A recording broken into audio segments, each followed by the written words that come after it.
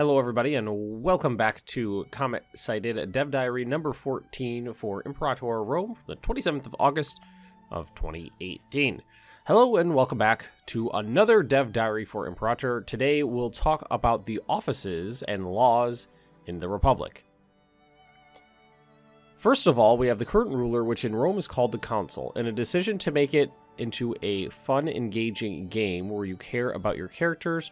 You only have one consul in Rome, and they serve for 5 years. The next consul is called the Candidate, is usually the most popular and prominent character from the most powerful faction in the Senate. Friendship and backing of other parties influences this as well. There are 8 offices in the government, and they all serve until you replace them or they die. There are 2 offices for each attribute, and the skill in their attribute determines how big their impact is on your country. Each of them give the character prominence, and some give other benefits to the character. So there is the censor. Each charisma point gives 0.2 Senate influence for the censor's party. Praetor. Each charisma gives 1% commerce income. Tribunus militum. Each marshal gives 1% discipline. And praefectus militaris. Each marshal gives 1% tax income. The augur, each zeal gives 5% omen power. I feel like there's been a lot of omen power stuff so far. A lot of modifiers for omen power. I feel like omens are going to be a big thing. The pontifex, each zeal reduces stability cost by 2%. Tribunus plebis, each finesse increases the freeman happiness by 1%. And vulnerarius, which I'm unfamiliar with myself, each finesse increases health by 0.5. Appointing someone to an office increases their loyalty, but removing someone deeply hurts their loyalties. There are 8 categories of laws in a republic, and each of them have 4 different laws, where only one law can be active in each category. Changing the law costs 250 oratory power, and you must have the backing of the Senate for changing that category of laws.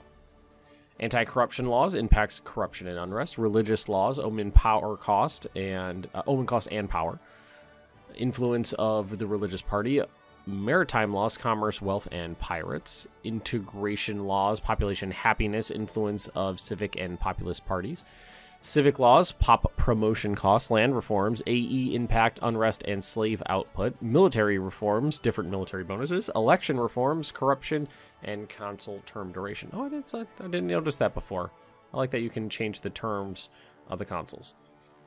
Please be aware that monarchies and tribes have different offices and laws, and if you like to mod, you can have your own unique offices and laws for each nation if you want. Next week, we'll go into military traditions.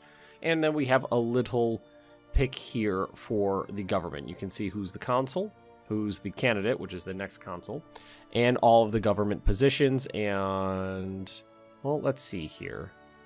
Oh, yeah, and that is the specific trait they have that is influencing the position. And then down here we have our available laws, of which it said you can have 1 from each category active at each time. And to me it looks like these are the leaders of the different factions.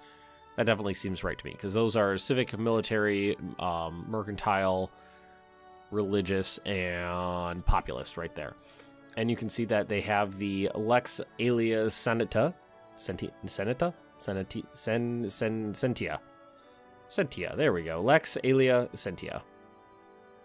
My Latin is terrible. I mostly read it. I don't speak it out loud very often.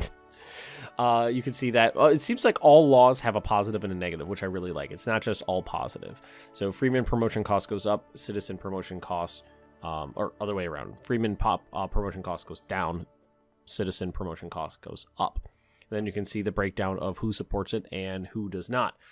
Before we go on to the other pick, there's a couple things I did want to mention. Is that there's only one console. It says right up here at the top, there's only one console in the game to make it a more fun and engaging game. And now, that's very interesting, because when there was only, in this period in Roman history, when there's only one person in charge, it was called a dictator. And what was his second had a name. Someone who the person would take over after him. Master of Horse? Something like that? I can't remember. It's completely left my memory right now. It's in my brain somewhere, but I can't pull it out. Now I understand. I think I understand the the rationale behind that, because if you're, you know, if one person is in charge in the government, you can kind of control it a little more. But, you know, if there's two people in charge of the government and they have opposing beliefs, then you might not be able to get to do very much.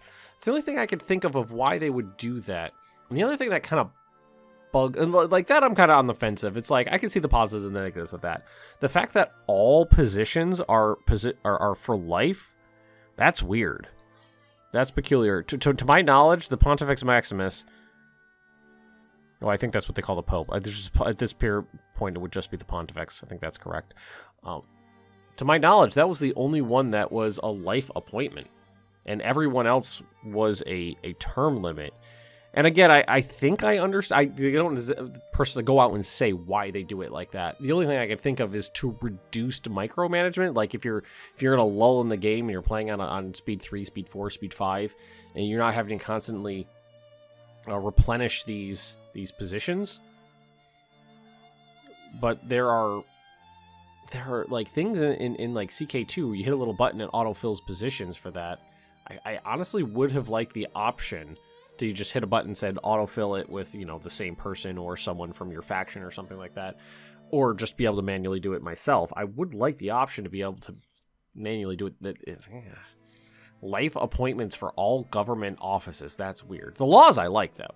This I think is cool. The different laws. I feel like there should be more. There's 8 categories and 4 laws per category. I feel like there should be more. Because this seems pretty, for like all of Roman history, this seems really, really narrow. But it's nice that they cost a power to enact, and they're enacted forever. And you have to have, you know, the backing of the Senate, or you take corruption. We'll show another picture in a second. And that there's a positive and negative that goes along with it, which gives you the desire or the necessity to change them here and there. I do like that. I'm really on the fence with this. I know I was reading the comments, and everybody, well, almost everybody is bitching up a storm that there's only one console. But I do understand why it's there. I think if I'm, you know, of course, if I have the same mindset as the devs, but who knows, because they didn't specifically say.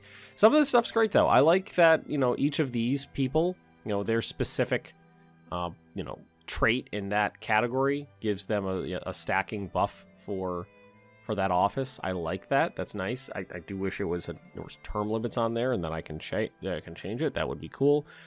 And that you do know who's coming up next, which is, it said, the most prominent person from the most populous, not the populists, but, you know, the largest faction, which is cool. I like that there's factions vying for power, and they each have different ways they want to govern and things like that.